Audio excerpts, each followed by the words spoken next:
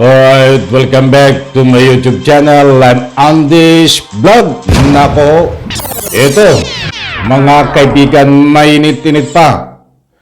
Sara Duterte, nagpakita ho ng walang ubod na kabastusan. Nagpakita ng walang galang. Sa deliberation ng budget ho ng OBP. Naku po, ay talagang matindi ho. Magugulat kayo, maiinis kayo, alam kong magagalit din kayo. Hindi lahat ay pare-parehas ang inyong mararamdaman dito ho. Huwag kayong alis, ipaparinig, ipapakita ko po sa inyo.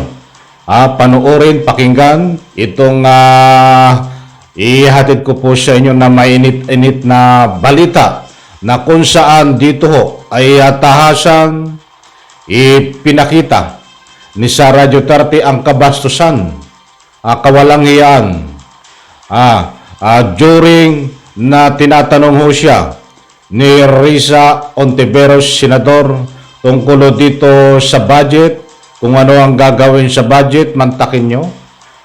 Imbis ho na sagutin ng tama, na naayon ho doon sa usapin, para na sa ganun ay malinis kung ano man ang paggagamitan ng pera. Ay hindi ho nagalit pa kay Risa Hontiveros at dito sa kanyang asal na ito lang ang nakita ko na isang vice presidente na walang hiya, bastos, mga kaibigan. Bago tayo mapahaba ay ito, alam ko pong gusto nyo po itong marinig. Ito, pakinggan po't unawain at nang sa ganun ay lubos po nating heto. This is an example of politicizing the budget hearing through the questions of a senator. Ang problema niya kasi, nakalagay yung pangalan ko doon sa libro. At yung libro na yan, ibibigay namin doon sa mga bata. At yung mga bata na yan, may mga magulang na boboto. At yung pangalan ko ay nagkalat doon sa kung saan man ibibigay yung libro. Madam Chair, we commit to send tomorrow everyone in this room a copy of the book. Madam Chair, hindi ko maintindihan yung ugali ng ating resource person. It is a simple question. Paulit-ulit na this is politicizing. Ang VP ang nagbanggit ng salitang boboto. Wala akong sinabing boboto. I'm simply asking, hindi ko ma-imagine, we're making so much trouble, so much fuss about a 10 million peso item na itinatanong ko lang simpleng, what is the book about? At ilang kopya ang bibilihin ng gobyerno sa halagang 10 milyong piso at i-distribute. I don't appreciate this kind of attitude, Madam Chair. Usually, ang resource persons natin ay nagbibigay ng parehong institutional courtesy sa legislature na ipinibigay natin sa executive. I don't appreciate this kind of attitude. Do you have Madam Chair. Alright, may karugtong po ito. Bago po natin i-play, ay bibigyan po muna natin ng kaunting komentaryo ito. Huwag kayong alis. At mas matindi ho yung karugtong nito na ipapakita ko po sa inyo, ipaparinig, ipapanood. Dahil talagang bastos talaga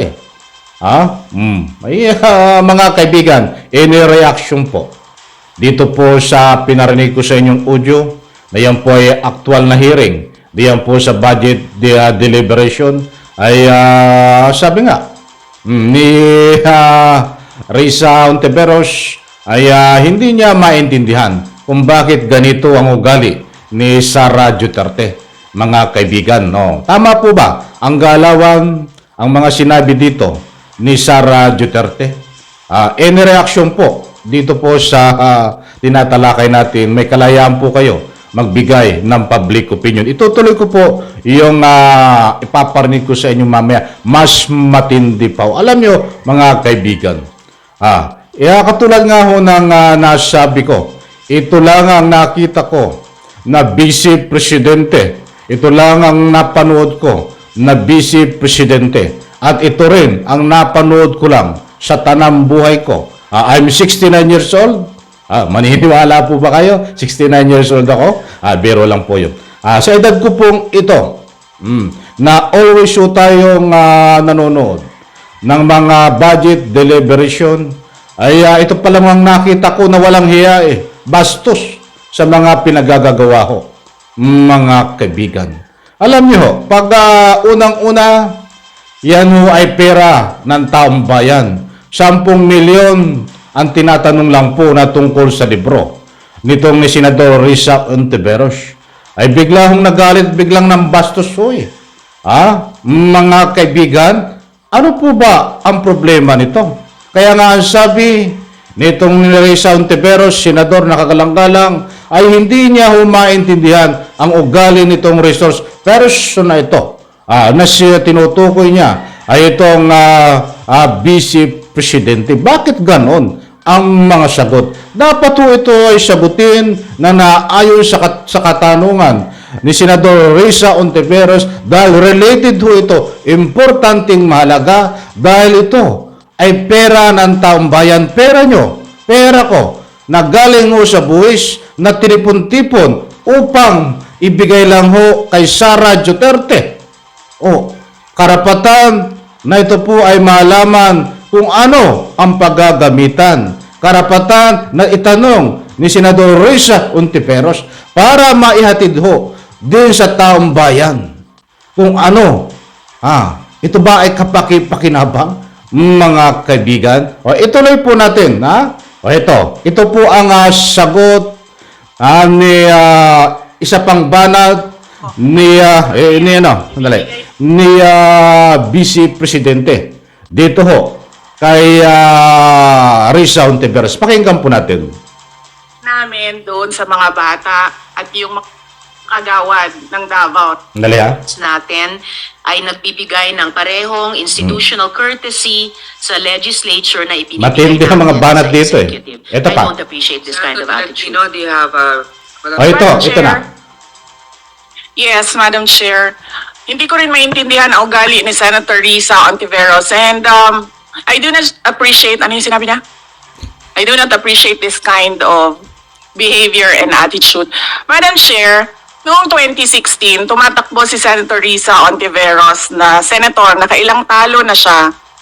So, Dalawa, Madam Chair. okay, dalawa. Natatakot siya sa pangatlong talo niya, kaya Bakit nasa usapang politiko ito? Bakit nasa usapang pagtakbo? Wala ka dyan sa political rally. Wala ka sa political debate. Sara Duterte, pera natin milyon ng usapan, sagutin mo, nandiretsahan. Makita niyo, iba ang sagot. Diretso ko po. pumunta siya sa Davao. Humingi siya ng tulong. Tinulungan siya ng isang kagawad ng Davao na ngayon hindi na siya sinusuportahan. Humingi siya ng tulong sa akin, thinking na hindi mananalo si President Rodrigo Duterte. Kinausap niya ako ng kinausap doon sa law office ko sa Davao City. Sabi ko sa kanya, Ay, abogado pala ito. Abogada. Ay, may law office. Bakit ka, mukhang abogada ba ito? Nabanggit ko lang law office, pasensya na po. o sige, tutulungan kita. Chinika niya ako ng chinika. Tapos umalis siya. Siyempre, hindi naman siya tumutulong kay Pangulong Duterte. Hindi din totoo yung sinabi ko na tutulungan kita. Tinext niya ako. Pwede ba akong mag-follow up sa hinihingi kong tulong sa boto dyan sa Davao City? So sabi ko sa kanya, okay, sige. So, tinawagan ko at sinabihan ko at pinakiusapan ko ng pinakiusapan si former Congressman Milen Garcia. Sabi ko sa kanya, Kong, tulungan mo ito. Bigyan mo na lang ng ilang barangay mo at ilang mga leaders mo. Ayaw pa siya tulungan ni former Congressman Milen Garcia. Pinakiusapan ko ulit, Kong, please tulungan mo na lang. Nanalo na siya at nung nanalo siya, anong ginawa niya? Siya ang pinakaunang umatake kay President Rodrigo Duterte. Anong tawag sa ugaling ganito? with due respect to our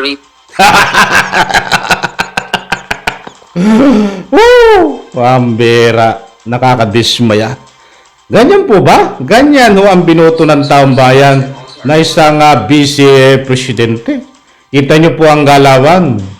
Bakit napunta ho dito sa mga nakaraan na halalan na humingi ng tulong? Yun ang pinakang debate niya, pinakang sagot dito sa tanong ni Senador Risa Hontiveros.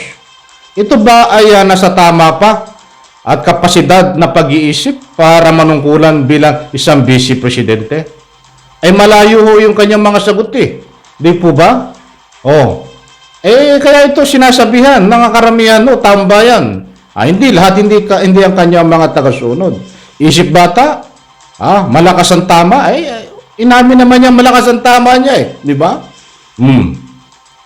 Matindi ho ito, mga kaibigan.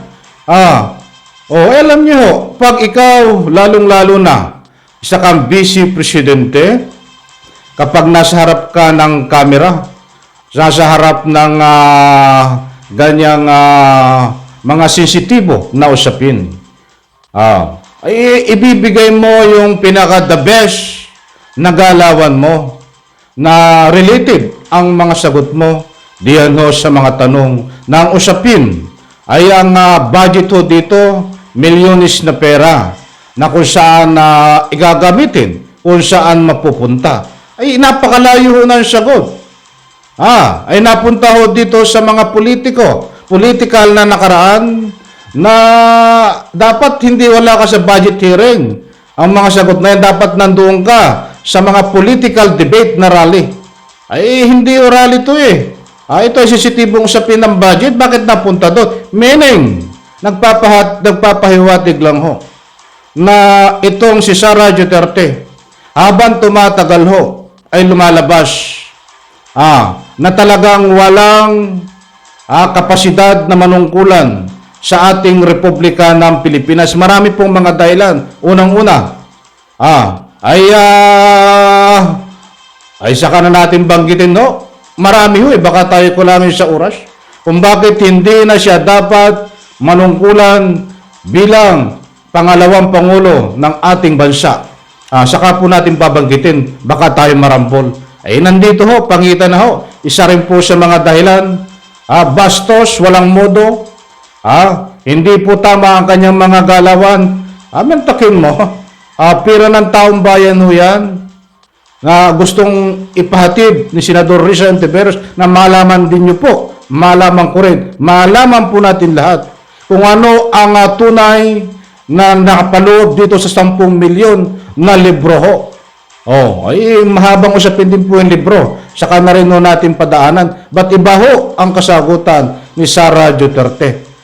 Instead na sagutin ang tama, ay hindi ho Parang gusto niyang palabasin dito, I'm vice presidente. Wala kayong magagawa. Kayo ay isang senador lamang. Yun ang gusto niyang ipunto Gusto mo rin palabasin na akin ang batas, walang sino man na makaka-question sa akin kahit pera pa ng taong bayan yan. Ayun ang nakikita But ng mga kaibigan, bigyan po natin ang part 2 ito, part 3. Dahil medyo nabitin ako, kinulang tayo sa oras. Ang importanteng mahalaga, yan pong pinakita ko sa inyo na mga galawan, sagot ni Sara Duterte ay isa pong uri ng kabastusan, kawalang hiyaan, hindi lang taong bayan ang binabastos nito.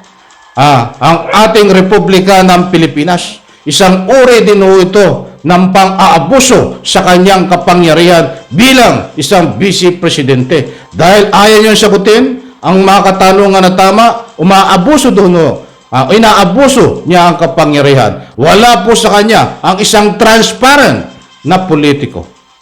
Pag hindi ho, ika nga po'y wala sa kanya ang transparent na politiko, kaya kabilang ho siya sa mga politiko na korap. Wala ho kung may transparent ka, dapat sagutin mo ng tama yan. Ito ho, itong 10 million na ito.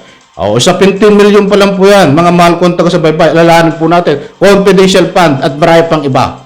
Hindi niya rin po masagot, mga kaibigan. Naku po, kulang tayo sa oras. Maraming salamat, pagpalain po tayo lahat. Sabay-sabay po natin i-like ang video na ito. Bye-bye, palakpakan.